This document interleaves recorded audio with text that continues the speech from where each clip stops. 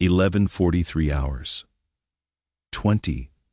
6 German fighters were climbing toward our formation from 8,000 feet below. I was sitting in a B-17 tail gun position with orders that would get every man in our bomber killed. My name was Staff Sergeant Michael Romano, and according to every gunnery manual in the Army Air Forces, I was supposed to wait until enemy fighters committed to attack runs before opening fire. Defensive gunnery doctrine called for conserving ammunition, tracking lead targets, engaging at close range for maximum probability hits. But 26 Fock Wolf 190s were about to prove that defensive thinking gets defensive airmen shot down. Archive records from October 1943 show that B-17 Flying Fortress squadrons operating over Germany were suffering catastrophic losses. The 91st Bomb Group reported a mission loss rate of 23% during the Schweinfurt raids. For every 4 bombers that crossed enemy territory, 1 did not return. That mathematics meant the complete destruction of bomber crews within 17 missions. Standard crew tour was 25 missions. Simple arithmetic indicated that no one was going home alive. Can you picture the tactical situation? German fighter tactics had evolved to exploit American defensive procedures. Luftwaffe pilots knew exactly when B-17 gunners would open fire, exactly how long their ammunition would last, exactly when defensive fire would cease, due to overheating or ammunition exhaustion. They had studied American gunnery manuals captured from shot-down aircraft.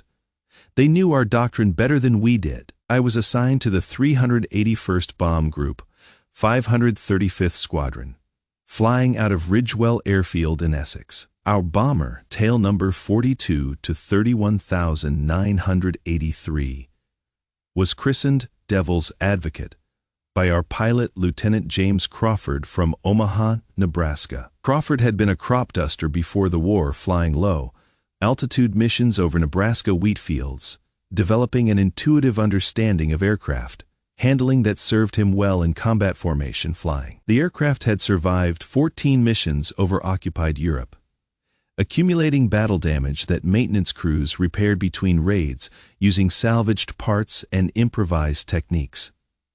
Flak holes in the fuselage were patched with aluminum sheeting. Hydraulic lines had been rerouted around damaged sections.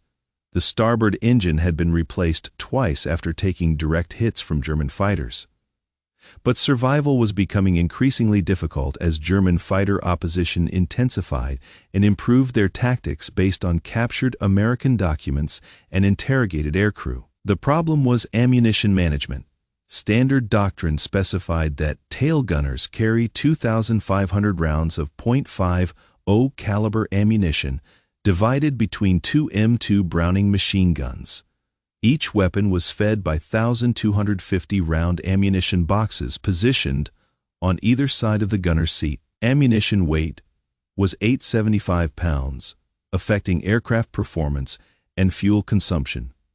By reducing maximum ceiling by approximately 1,200 feet and decreasing maximum range by 47 miles, gunners were trained to fire controlled bursts of 3 to 5 rounds, conserving ammunition for extended engagements, waiting for targets to close within 400 yards before opening fire. The M2 Browning had a cyclic rate of 750 rounds per minute, meaning that maximum rate fire would exhaust all ammunition in approximately 3 minutes and 20 seconds. Standard combat engagements lasted between 8 and 12 minutes, requiring careful ammunition management to maintain defensive capability throughout the entire engagement. Overheating was another limiting factor. Sustained fire for more than 60 seconds would cause barrel temperatures to exceed safe limits, potentially causing ammunition to cook off in the chamber or damaging the weapon's mechanism beyond field repair capabilities. Do you see the fundamental flaw in this thinking? German fighters attacked in coordinated waves, multiple aircraft from different vectors, designed to overwhelm defensive fire through volume and timing.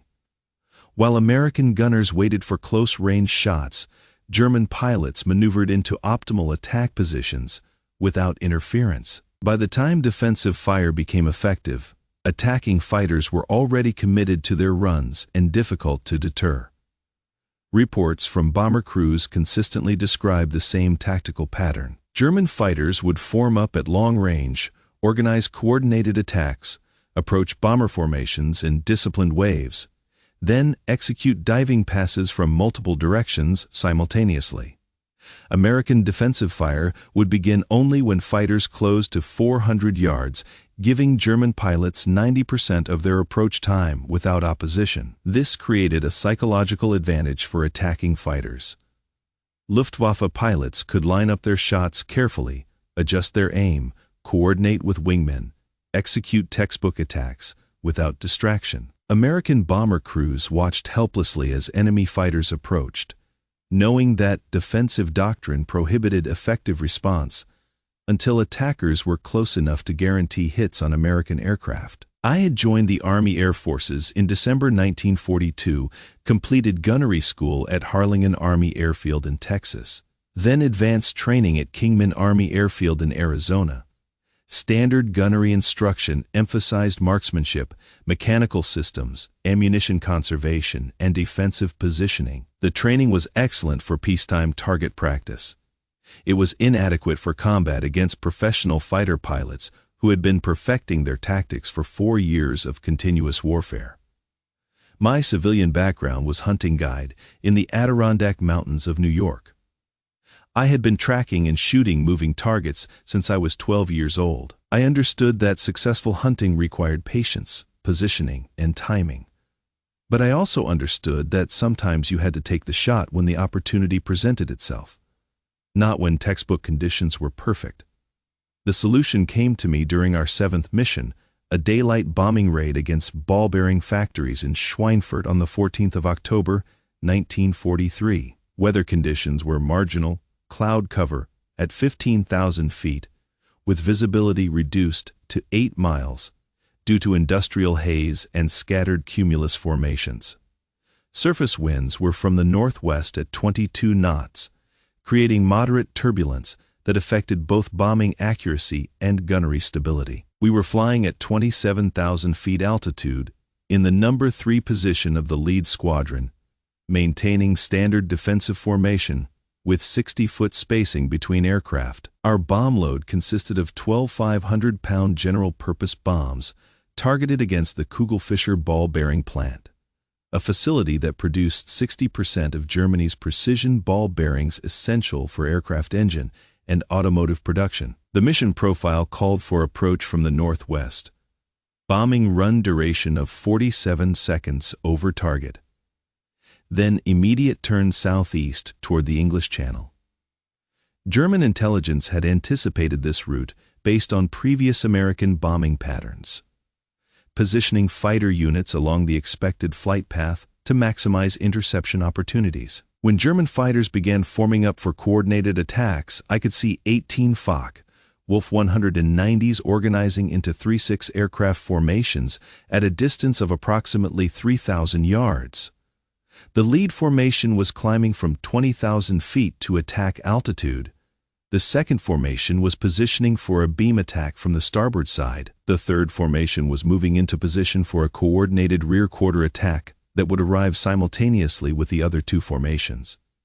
This was textbook Luftwaffe fighter doctrine: multiple coordinated attacks from different vectors designed to overwhelm defensive fire through volume and timing. Standard procedure required waiting until they closed to 400 yards before opening fire.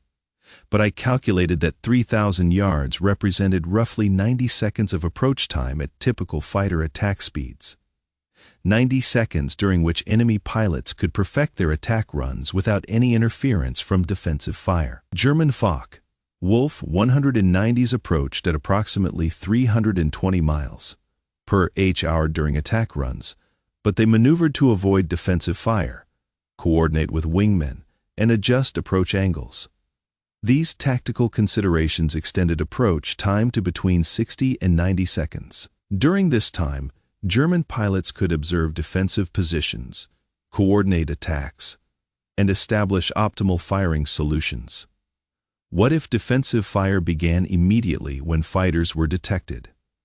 What if psychological pressure was more valuable than ammunition conservation? Witnesses recalled my decision to violate standing orders during that October mission. Instead of waiting for close, range targets, I opened fire at maximum range when the German formation was still 2,800 yards away. Not aimed fire designed to achieve hits, but suppressive fire designed to disrupt enemy attack coordination. Long bursts, walking tracers through the formation's projected flight path, forcing pilots to take evasive action while they were still organizing their attacks. The effect was immediate and dramatic. The lead German formation scattered. Individual aircraft broke off from the coordinated attack pattern to avoid tracer fire. Their carefully planned assault dissolved into individual, uncoordinated attempts that the rest of our defensive gunners could handle effectively. 3 Focke-Wulf 190s aborted their attacks completely rather than continuing through sustained defensive fire. Here is what I learned in that engagement. Timing matters more than accuracy when the objective is disruption rather than destruction. One tracer round that forces an enemy pilot to change course is more valuable than 10 rounds fired at close range after the enemy has already achieved optimal attack position. Fear of being hit affects pilot performance more than actual hits because fear influences decision making. Throughout the entire engagement, German pilots were trained professionals, many with over 1,000 combat hours. But they were also human beings with survival instincts that responded predictably to immediate threats. Captain Wilhelm Steiner, a Focke-Wulf 190 pilot whose aircraft was forced down during a later mission, confirmed during interrogation that long-range defensive fire created significant psychological pressure even when hit probability was low. Steiner stated that continuous tracer fire forced constant evasive maneuvering that degraded attack accuracy and increased fuel consumption. Most significantly, early defensive fire prevented the careful aim adjustment that German pilots relied on for high-percentage shots against bomber formations. When forced to maneuver defensively while setting up attack runs, German fighters achieved hit rates approximately 40% lower than when approaching uncontested. Action reports from that mission noted that our bomber formation suffered 40% fewer losses than previous raids against similar targets. But more significantly, German fighter attacks were less coordinated, less aggressive, and less effective than intelligence reports had predicted. Something had changed in the tactical equation, and higher command wanted to understand what it was. The initial military response was predictably bureaucratic and skeptical. Colonel Robert Travis, commanding officer of the 381st Bomb Group, called an investigation into unauthorized gunnery procedures after reviewing mission reports. Travis was concerned that individual gunners were deviating from established doctrine without authorization, potentially endangering entire formations through unpredictable defensive fire patterns. Major General Frederick Anderson, commanding the 8th Bomber Command, ordered a formal review of gunnery procedures after multiple squadrons reported similar incidents of long-range defensive fire. The review board included representatives from the Army Air Force's Tactical Center, the Proving Ground Command, and experienced combat commanders from multiple bomb groups. Initial testimony from crew members was mixed. Pilots reported that early defensive fire created communication problems due to noise and vibration from continuous gun operation. Bombardiers complained that long-range gunnery interfered with bomb site operations during critical phases of bombing runs. Navigators noted that excessive ammunition expenditure affected aircraft weight and balance calculations. However, statistical analysis of mission results provided compelling evidence that formations using aggressive defensive tactics suffered significantly lower casualty rates than formations using standard procedures. The evidence was too strong to ignore, despite institutional resistance to unauthorized tactical innovations. The tactical innovation required rethinking fundamental principles of aerial gunnery. Traditional marksmanship emphasized precision, controlled fire, ammunition conservation, and target destruction. Combat effectiveness required volume fire, early engagement, psychological pressure, and attack disruption. The two approaches were fundamentally incompatible, and combat results clearly indicated which approach was more effective. This principle applies beyond aerial combat to any defensive situation where attackers rely on coordination and timing. Early defensive response disrupts attacker synchronization. Continuous defensive pressure prevents optimal attack positioning. Psychological uncertainty reduces attacker confidence and effectiveness. Most importantly, forcing attackers to react to defensive actions changes the initiative from offensive to defensive control. Understanding these principles allowed development of new tactical procedures that other bomber crews could implement immediately. Long-range suppressive fire to disrupt attack coordination required gunners to open fire at ranges exceeding 2,000 yards, using tracer ammunition to create visible threat displays that forced fighter pilots into evasive maneuvering. Continuous fire to prevent optimal positioning meant maintaining defensive fire throughout fighter approach sequences rather than waiting for optimal firing solutions. Concentrated fire on formation leaders to break up coordinated attacks required identifying lead aircraft in German formations and focusing multiple gun positions on single targets to achieve psychological effect through volume rather than accuracy. These techniques required more ammunition expenditure, but achieved dramatically better defensive results. Initial resistance came from experienced gunners who had been trained in traditional marksmanship techniques. Technical Sergeant Robert Hayes, a veteran of 12 missions, argued that ammunition conservation was essential for long engagements and that inaccurate long-range fire was wasteful of limited resources. Hayes changed his opinion after observing the effectiveness of suppressive fire during a mission over Bremen on the 3rd of November 1943. His bomber formation using traditional defensive tactics suffered 25% casualties. Adjacent formations using suppressive fire tactics suffered 8% casualties against the same German fighter units. The psychological impact extended beyond individual engagements. German fighter pilots began reporting that American bomber defensive fire was more aggressive and more effective than previous encounters. Major Hans Philipp, commanding officer of Jagdgeschwader 1, submitted detailed reports to Luftwaffe headquarters describing changes in American defensive tactics. Philipp noted that bomber formations were opening fire at previously unprecedented ranges, maintaining continuous defensive fire throughout fighter approaches, and concentrating fire on formation leaders in ways that disrupted coordinated attacks. His recommendation was immediate revision of fighter attack doctrine to account for increased defensive fire density and longer engagement ranges. Luftwaffe tactical manuals were revised in December 1943 to emphasize individual rather than coordinated tactics when attacking bomber formations using aggressive defensive fire. Fighter attack training was modified to teach pilots to expect continuous defensive fire from initial contact through disengagement, requiring higher approach speeds and shorter attack runs that reduced accuracy but improved survivability. German pilot training schools at Jagdfliegerschule 1 and Jagdfliegerschule 2 began teaching new evasive techniques specifically designed to counter long-range suppressive fire. The modifications included random altitude and heading changes during approach, extended range attacks using cannon rather than machine gun armament, and coordinated attacks with shorter timing intervals that reduced exposure to defensive fire but required more precise coordination among attacking pilots. Combat statistics from November 1943 revealed the broader impact.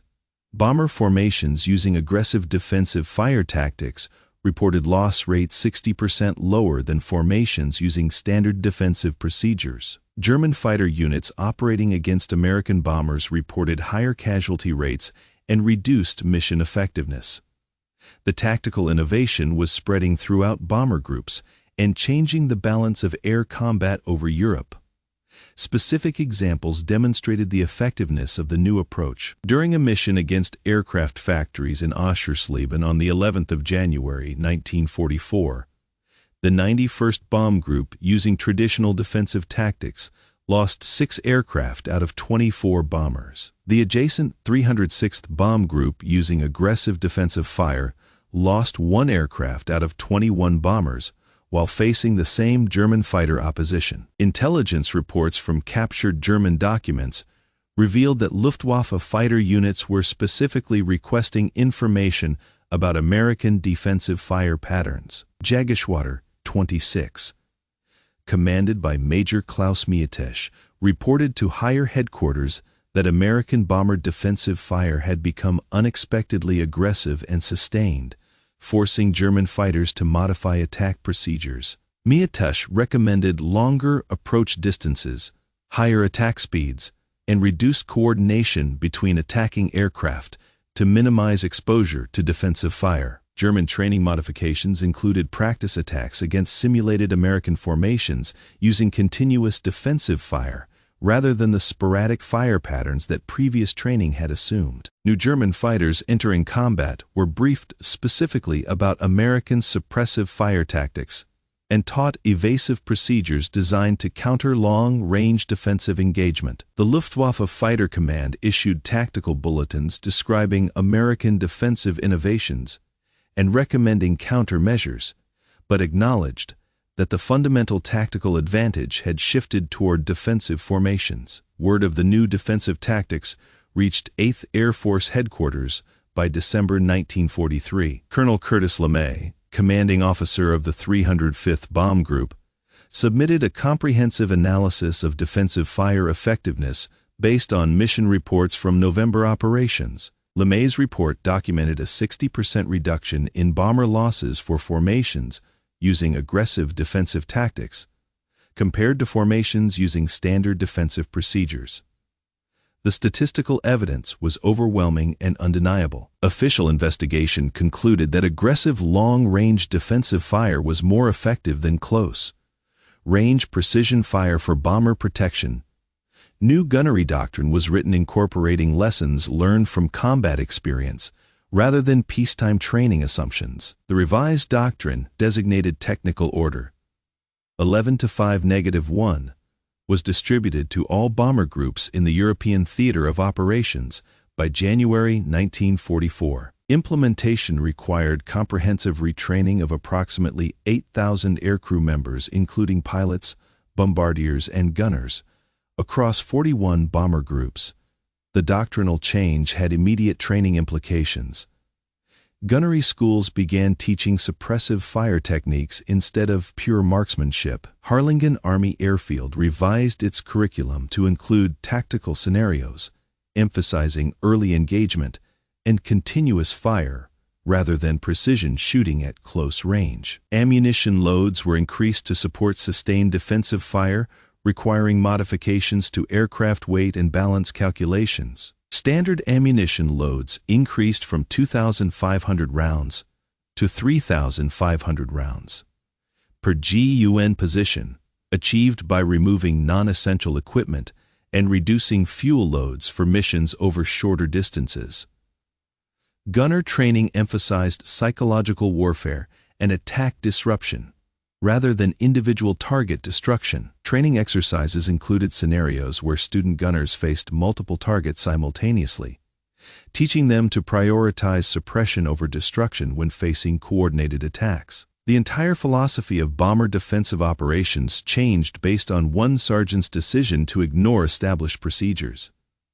Training time increased from 420 hours to 680 hours to accommodate additional tactical instruction. Graduation rates decreased initially as the more complex tactical training proved more difficult than traditional marksmanship instruction. But combat effectiveness of newly trained gunners improved dramatically, with loss rates among fresh crews decreasing by approximately 35% compared to crews trained under the previous curriculum. But the most significant impact was strategic, rather than tactical. German air superiority over occupied Europe began declining as bomber losses decreased, and mission success rates improved. The strategic bombing campaign became sustainable rather than suicidal. American air power could maintain offensive pressure against German industrial targets without unsustainable crew and aircraft losses. The mathematical improvement was dramatic and measurable. During October 1943, before widespread adoption of aggressive defensive tactics, the 8th Air Force averaged 9.1% losses per mission. By March 1944, after implementation of new defensive doctrine, average mission losses had decreased to 3.7%. This reduction represented the difference between unsustainable attrition and acceptable operational losses. Strategic planners could now schedule sustained bombing campaigns against critical German industrial targets without facing the complete destruction of bomber crews within acceptable tour limits. The targeting priorities shifted accordingly. Instead of attacking dispersed targets to minimize risk, bomber commands could focus on critical bottleneck facilities that required precision bombing and sustained pressure. Oil refineries, ball bearing factories, aircraft production facilities, and transportation networks became primary targets. Because bomber crews could survive long enough to achieve strategic objectives, German industrial production began declining measurably as sustained bombing pressure exceeded their capacity for repair and dispersal. The Reich Ministry for Armaments and Ammunition, directed by Albert Speer, documented production decreases averaging 23% across critical military industries during the first quarter of 1944. These decreases were directly attributable to sustained bombing pressure that had become possible due to reduced bomber loss rates. Pre-war German industrial planning had not anticipated bombing campaigns of this intensity and duration. Japanese intelligence analysts in the Pacific Theater studied reports of American tactical innovations in Europe. They recognized that similar changes in defensive thinking might affect Pacific air operations.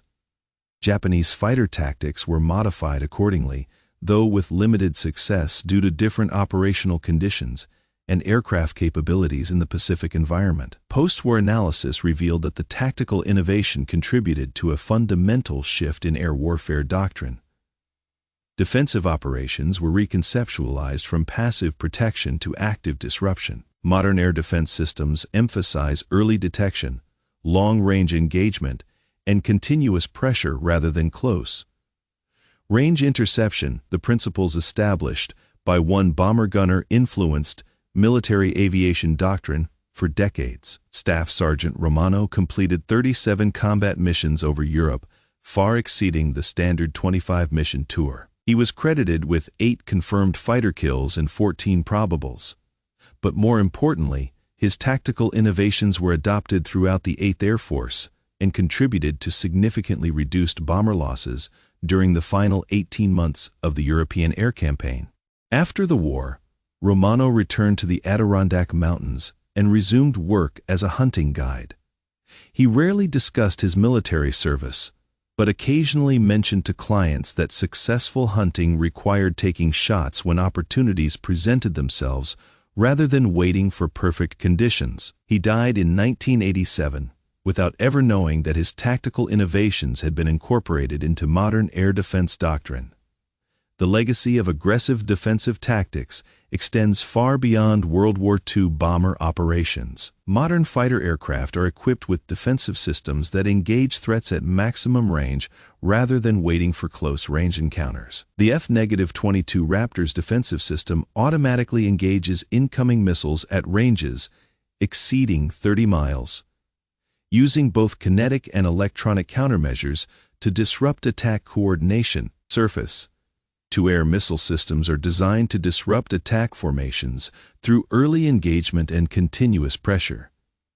The Patriot missile system creates overlapping engagement zones that force attacking aircraft to maneuver defensively throughout their approach, reducing their accuracy and effectiveness. Electronic warfare systems create psychological uncertainty among attacking forces through jamming and deception. Modern combat aircraft carry sophisticated jamming equipment that disrupts enemy communications and targeting systems, creating the same psychological pressure that Romano's tracer fire created against German fighter pilots in 1943. Naval air defense systems aboard modern warships employ similar principles, engaging incoming anti-ship missiles at maximum range and maintaining continuous defensive fire throughout the engagement rather than waiting for optimal firing solutions. The close-in weapon system, Sibers aboard US Navy vessels, fires 4,500 rounds per minute at incoming threats, creating a defensive barrier similar to the suppressive fire techniques that Romano developed for bomber defense. But perhaps the most important legacy is philosophical rather than technical. Military doctrine recognizes that defensive effectiveness depends more on psychological impact than physical destruction. Creating uncertainty among attacking forces is often more valuable than destroying individual attackers. Early engagement prevents optimal attack coordination by forcing premature defensive reactions among attacking formations. These principles apply to any defensive situation where timing and psychological pressure can influence attacker effectiveness, from individual combat to strategic military operations. The human cost of implementing aggressive defensive tactics was significant and often overlooked in statistical analyses. Continuous defensive fire created severe physical and psychological stress for bomber crews. Gunners experienced fatigue rates 40% higher than crews using standard defensive procedures due to extended periods of intensive combat activity. The noise and vibration from sustained machine gun fire caused hearing damage and disorientation that affected crew coordination during critical phases of bombing runs. Medical reports from the 381st Bomb Group documented increased incidents of combat fatigue among crews using aggressive defensive tactics. Staff Sergeant Anthony Kowalski, a waist gunner who flew 31 missions using suppressive fire procedures, was hospitalized for combat exhaustion in February 1944, after experiencing what medical personnel described as severe nervous breakdown. Kowalski recovered after 6 weeks of treatment but never returned to combat duty. Similar cases occurred throughout bomber groups implementing the new tactics, creating personnel shortages that required accelerated training programs and extended tours for healthy crew members. The ammunition logistics challenges were equally significant. Increased ammunition consumption required modifications to supply chain procedures.